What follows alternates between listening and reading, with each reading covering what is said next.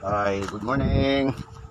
Ako mga alas 6 ng umaga, nandito na ako sa kasi tumawag sa akin. Gagawan ko ng lock ito. Tuntol ba kasi ninakawan ng mga gamit sa loob. Saka dito yung battery. Ito. Lalagyan ko rin ng dito, ng lock dito, ganun, harang. Dito, nakaganyan. Para hindi mailabas yung battery. Dito. Yan, nakaganyan. Ditanggal. Patay yung toolbox. Diba? Kasi ninakaw.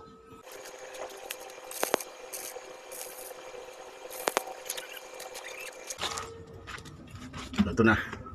Yung padlakan. Padlock dito.